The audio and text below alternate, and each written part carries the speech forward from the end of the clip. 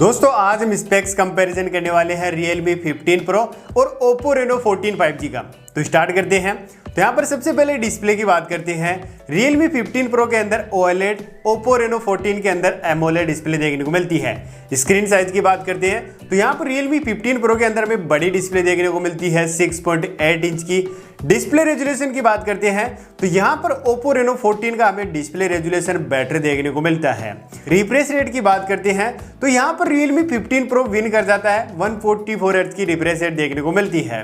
Glass protection की बात करते हैं तो Oppo Reno 14 के अंदर हमें Corning Gorilla Glass 7i का प्रोटेक्शन देखने को मिल जाएगा और वहीं पर दोनों स्मार्टफोन के अंदर हमें इन डिस्प्ले फिंगरप्रिंट भी देखने को मिल जाएगा। दोनों स्मार्टफोन की डिस्प्ले की बात की जाए तो यहाँ पर कोई ज्यादा मेजर चेंज नहीं है।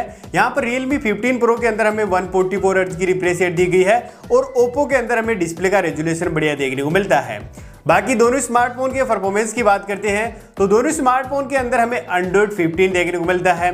चिपसेट की बात करते हैं तो Oppo Reno 14 के अंदर हमें Dimensity 8350 चिपसेट दिया गया है जो 3.35 गीगाहर्ट्ज क्लॉक स्पीड पर बेस्ट है। और अगर गेमिंग करते हैं तो यहाँ पर GPU भी हमें Oppo Reno 14 5G का बढ़िया देखने को मिल जाएगा। तो यहाँ पर परफॉर्मेंस के मामले में तो Oppo Reno 14 5G विन कर जाता है। कैमरा सेटअप की बात करते हैं तो Realme 15 Pro के अंदर हमें 50 मेगापिक्सल का मेन कैमरा, 50 मेगापिक्सल का अल्ट्रा वाइड सेंसर और 4K 30 fps पर वीडियो रिकॉर्डिंग कर सकते हैं।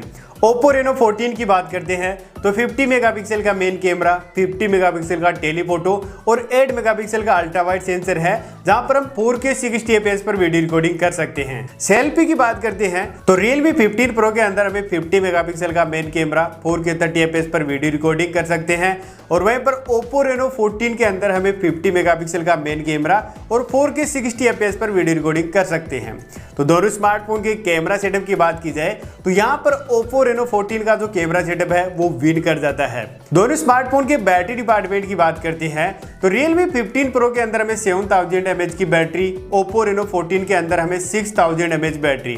चार्जिंग की बात करते हैं तो Realme 15 Pro के अंदर 80 वोल्ट की फास्ट चार्जिंग, Oppo Reno 14 के अंदर भी हमें 80 वोल्ट की फास्ट चार्जिंग देखने को मिल जाएगी। तो यहाँ पर बैटरी डिपार्टमेंट के अंदर तो भाई Realme का 15 Pro है वो विन कर जाता है।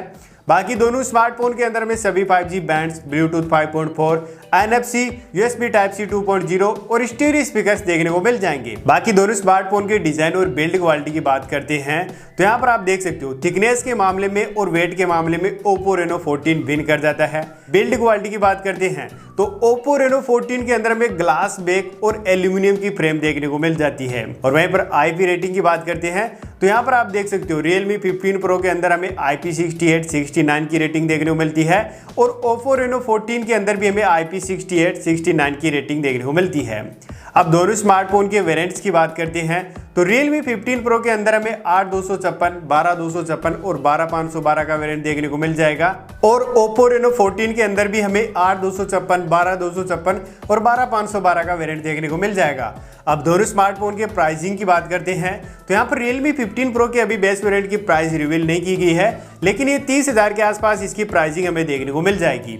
और वहीं पर जो Oppo Reno 14 है उसके बेस वेरिएंट की प्राइस है 37,999 रुपए। अब दोनों स्मार्टफोन के कंक्लूजन की बात की जाए तो यहाँ पर क्लियर विनर कर जाता है हमारा Oppo Reno 14। बाकी आपको दोनों स्मार्टफोन में से कौन सा स्मार्टफोन बेस्ट लगा है कमेंट बॉक्स में जरूर बताना और वीडियो अच्छा लगा है तो लाइक करना, शेयर करना, सब्सक्राइब करना। मिलते हैं अगले वीडियो के अंदर। धन्यवाद।